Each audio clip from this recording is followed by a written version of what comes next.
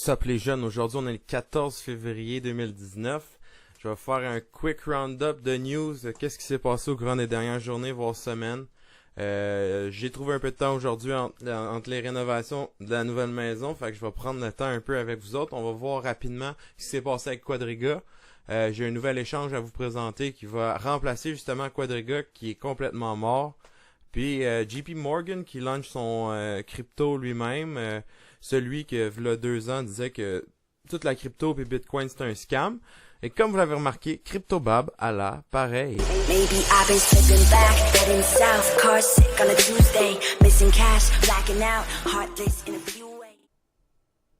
Alright, donc on va commencer ça en vitesse avec Quadriga. Qu'est-ce qui s'est passé dans le fond là? L'échange a juste arrêté de fonctionner du jour au lendemain avec un beau petit message qui disait que blablabla, on est en maintenance. Après ça, ils ont sorti une nouvelle comme quoi que le fondateur de Quadriga était décédé puis qu'il avait que c'était le seul qui avait accès à ses clés privées puis que c'était dans cette clé-là privée dans le ledger que personne ne peut avoir accès. C'est là-dedans qu'il y avait les fonds de tous les gens qui avaient mis de l'argent sur cet échange-là. Premièrement, je l'ai déjà dit au moins 50 millions de fois, je vais le dire une autre fois de plus, on laisse jamais notre capital sur un échange. Sinon, ben c'est ça qui arrive. L'échange à ferme, tu perds tout ton bread. Fait qu'il n'y a rien d'intelligent là-dedans. Puis là, personne qui va venir nous faire croire qu'il y a quelqu'un de moindrement intelligent qui va croire ça, que la personne est morte soudainement comme ça, puis que c'était la seule personne qui avait accès aux clés, aux private keys du ledger. Et moi, je peux pas croire qu'il y a quelqu'un qui croit à ça. C'est n'importe quoi. C'est un exit scam flagrant. Le boy, premièrement, c'était pas son vrai nom. Deuxièmement, il est pas mort. Puis troisièmement, ben le gars, il est multimillionnaire. Puis il s'est poussé dans un autre pays avec l'argent de tout le monde. On le retrouvera probablement jamais. C'est flagrant comme exit scam. Puis là, après ça, une couple de jours plus tard, là, ils sortent la bullshit classique des exit scams, comme quoi que blablabla, c'est c'est le filing du court, puis blablabla, puis tout est correct, inquiétez-vous pas.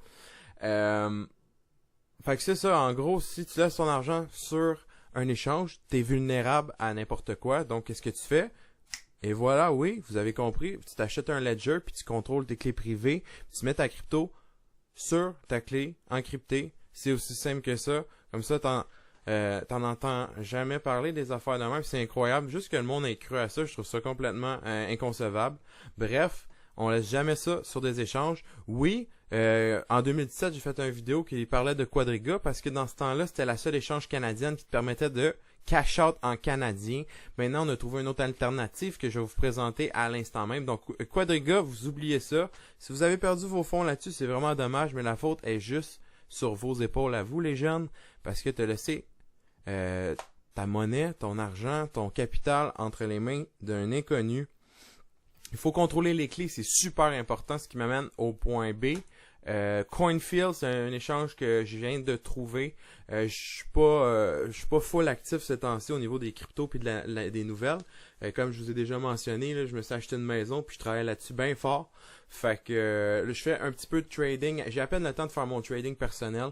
Fait que ça va s'en venir. Anyway, minute, je vais avoir du temps. Je vais recommencer à vous faire des petites séries éducatives. Le niveau de compréhension, mon niveau de compréhension des marchés a beaucoup évolué. Comme je vais vous présenter tantôt, c'est vraiment beaucoup plus simple. Il y a beaucoup moins d'indicateurs. Il y a moins de noise, comme qu'on dit.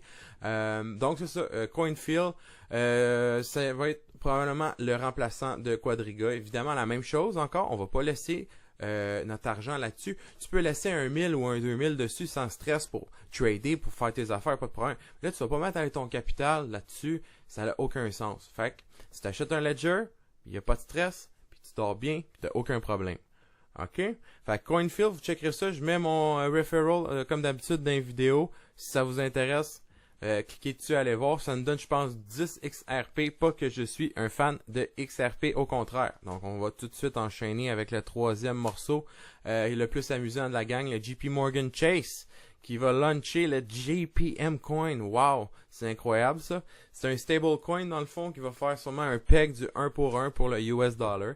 Et ce qui est vraiment amusant, c'est que JP Morgan, en 2017, il disait que Bitcoin puis la crypto c'était un scam. En 2018, il disait on s'est peut-être trompé. Puis là en 2019, ils vont lancer leur propre coin qui va faire justement concurrence à Ripple. Moi je trouve ça complètement hilarant. C'est juste pour vous pour vous en parler. C'est super important parce que JP Morgan en ce moment, il y a 2 fois, il fait des mouvements d'argent 2 fois plus que tout le market capital de toute la crypto au complet. C'est une grosse firme là. Fait que c'est quand même important. Ça va légitimer la crypto-monnaie en général, pas nécessairement Bitcoin, mais en général. C'est sûr qu'un gros nom comme ça, qui fait son propre coin, ça commence à être intéressant, à mon avis. Puis là-dessus, on va enchaîner rapidement avec la petite analyse de Neo. Ces temps-ci, je regarde Neo pas mal. Je me suis rendu compte, ici, je l'ai highlighté ici. J'ai shorté Neo à ce coin-là. Je trouvais qu'il y avait des essoufflements de marché, tout. Puis on a eu, je vais l'enlever là, ça, bon. Ok. J'ai vu ici une belle résistance ici. Donc on voit ici, on a 1, 2, 3, 4, 5, 6 touch, une résistance, un essoufflement de marché, le volume bearish qui augmentait. Fait que je me suis dit, bon, je vais rentrer dans le short tout de suite. Fait que j'ai rentré dans le short, ça a super bien été. À peu près, je pense que c'est ici, sur ce candle-là, genre dans 46 à peu près que j'ai shorté. Suite après, 1 heure ou 2 après, ça a commencé à descendre, j'étais super content. Pas de problème, ça va bien. Après ça, j'ai commencé à avoir du bullishness qui a commencé à se former avec des higher low, le classique. Fait que je me suis dit, bon, l'essoufflement de marché est là. Il y a du bearish momentum, c'est sûr et certain. On le voit ici, là, qui dépasse la moyenne mobile du volume. Donc, qu'est-ce qu'on fait? Avant d'aller se coucher, clock, on met des ordres. Fait que j'ai mis deux ordres dans le fond. J'ai shorté 100 Neo à 46, à 8,46. Je n'avais mis, je pense, à 52, 53, on va dire. Mettons, on va dire ici. Puis je n'avais mis... bon, on va regarder ça plus un petit peu plus en détail. Donc ici, là, on voit ici, on a un double top. Donc deux tops à la même place, 2 résistances. Donc le marché a été là, puis il s'est essoufflé 2 fois à la même place. Ce qui veut dire que généralement, les gens qui ont shorté, qu'est-ce qu'ils vont faire? C'est qu'ils vont stack up leur stop loss juste ici. Puis des stop loss, c'est quoi quand tu short? C'est un market buy. C'est ça. Un stop loss des shorts, c'est un market buy. Fait qu'est-ce qui va arriver là? C'est que ça s'appelle un liquidity pool qui est en train de se former en haut du double top. Fait que moi je me suis dit bon, qu'est-ce qui va arriver? Si la bullishness qu'on a là continue, je me suis mis un ordre ici, je me suis mis un ordre un petit peu plus haut que le double top. Parce que si là je suis un gars et j'ai plein de cash, qu'est-ce que je veux faire moi? Je veux aller sortir tout le monde des shorts qui sont là. Puis là, mettons que tu as du monde qui sont rentrés dans les shorts ici, puis sont rentrés dans les shorts ici. Qu'est-ce que tu fais? Mais tu mets ton stop direct là au-dessus de lui, là, au-dessus du double top, ça, c'est une belle place, tu mets ton stop direct là. Fait que là, le gars qui a plein de cash, il voit ça, il dit, ok, ben, je vais tout sortir ces paysans-là, ces moutons-là, pas de trouble. Fait que là, qu'est-ce qu'il a fait? Il a bumpé le prix. One shot deal en rapidité, en quelques heures, ça a jumpé jusqu'à 66. Moi, je m'étais mis un ordre d'achat, un autre short de 100 Neo. Fait que j'avais 100 Neo à 46, 100 genre 50 cucs, puis un autre 100 dans la soixantaine. Fait que c'est ça, c'était ça la technique que j'ai employée pour ce move-là en particulier. Fait que là, j'ai été me coucher, quand je me suis réveillé, j'étais dans un short dans le profit. Je l'ai pas encore fermé, le short.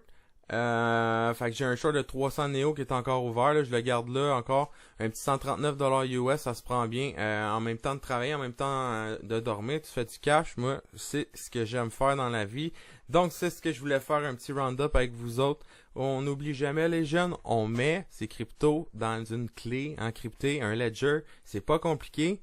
Puis c'est plus cher. Avant, c'était plus cher, c'est genre 130$. Maintenant, il y en a à 79$. Encore une fois, j'ai un referral link en bas, là. Vous checkez ça. Lâchez-moi un subscribe, un like. Je vais essayer de vous sortir plus de content possible. Évidemment, j'ai des restrictions de temps, mais on fait ce qu'on peut dans la vie. Et là-dessus, je vous dis ciao les jeunes.